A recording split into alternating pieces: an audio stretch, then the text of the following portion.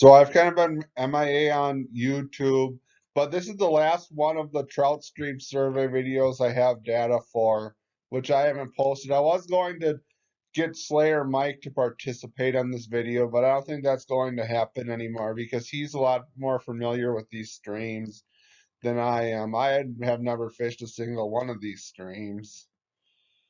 And some of these may be his top secret that he won't tell you though too, because that's how fishermen are, you know. And there's also lots of trolls on the internet. So this this county doesn't have a whole lot of streams, but the streams that there are in this county have a lot of surveys, so I have a lot of data on these streams. And this data is from between 2014 and 2019, and it's collected by either backpack electrofishing or taking like a small shocking barge where they walk upstream a certain distance of stream and shock the entire width of the stream, and people follow behind and attempt to net all the trout that come up from their shocking. And then they, over a certain length of stream, they collect all the fish, and then they measure the length of the fish and the weight of the fish, and they use it to calculate trout per mile, which is the index that's commonly used to determine trout population abundance. Although, like width of the stream and depth of the stream also is important. So here's where we're going to start off with. So we're going to start off with Kate, Caddy or Katy Creek. I don't know how they pronounce this, but this stream has a lot of brook trout in it. Some are decent sized, and it has a decent population of brown trout. The brown trout are on the smaller size. And these surveys are in 2014 and 2016. And the later surveys for Caddy Creek also found there was a lot of brook trout and some brown trout. So if you wanted to go to a creek to catch some brook trout, this stream has quite a few brook trout in it. So it'd be definitely worthwhile trying. And there's also some brown trout in it too, although the biggest ones are like 15 inches. The next creek is Burkhart Creek. I'm assuming this is a smaller creek, but I could be completely wrong. But this creek has a decent population of small brown trout in it. Well, they only surveyed it at one spot in 1 year.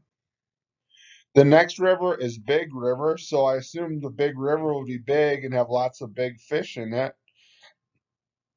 And the Big River has an all right or decent population of brown trout. I really don't know how large it actually is. It doesn't have any enormous brown trout, but it definitely has a decent population of brown trout in it. The next stream is Cave Creek. I'd be really careful for a cave not to get lost in when you go along the creek. Actually, I don't even know if there's any caves along this creek. And Cave Creek has a decent to good population of brook trout and a good population of brown trout. There's some decent sized fish of both species, not any monsters, but a lot of these creeks don't have many brook trout much larger than 12 or 14 inches, or brown trout much larger than 16 or 18 inches long. The next stream is the Ogal River, and this stream has a decent to good population of brown trout and a few brook trout, and it's a pretty good sized brown trout in it. Although there's really not that many trout out larger than 16 inches per mile. As if you see in all these videos, a lot of these streams where they shock them, they don't find a lot of fish larger than 16 inches per mile. It's not saying that they're not there, it's just they don't happen to catch them when they survey. It also probably doesn't mean there's not a lot of them there, but it's interesting though.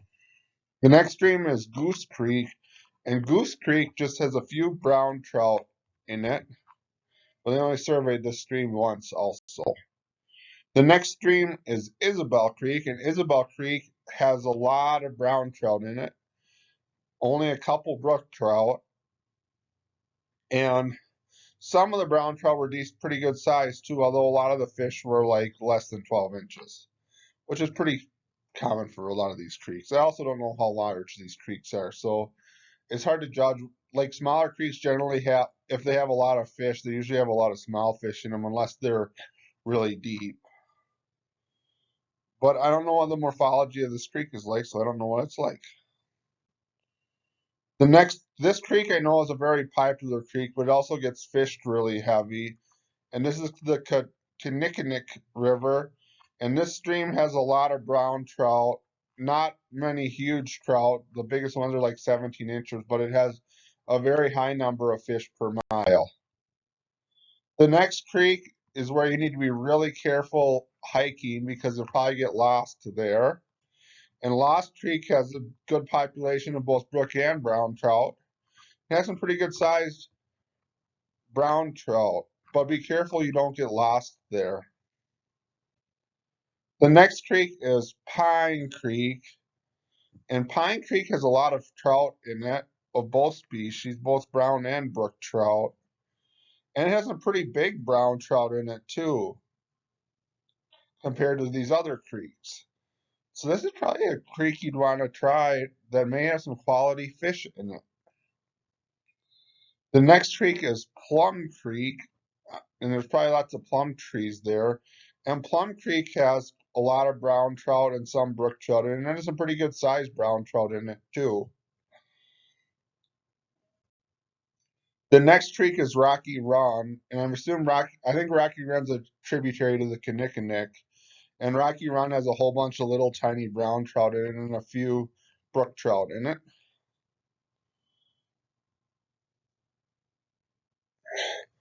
The next river is the Rush River, and I know the Rush River is a very popular trout stream, and I've heard people speak highly of it.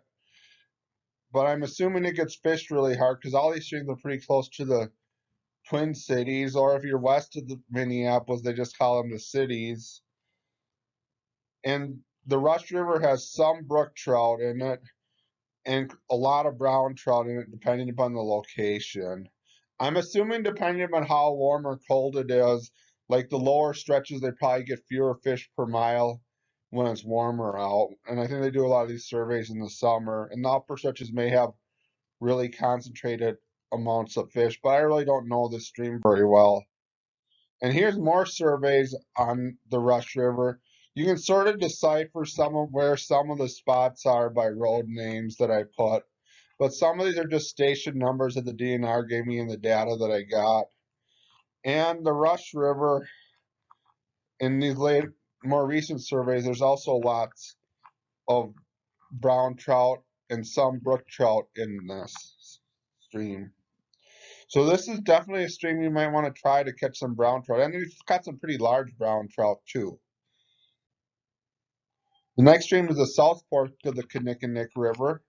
And this stream actually has a lot of brook trout. And I don't know why there's a lot of brook trout in here in this part of the stream, but that's what the survey said. Spring Creek is probably really cold. That's probably why there's some brook trout in it, but it really doesn't have a lot of trout in it.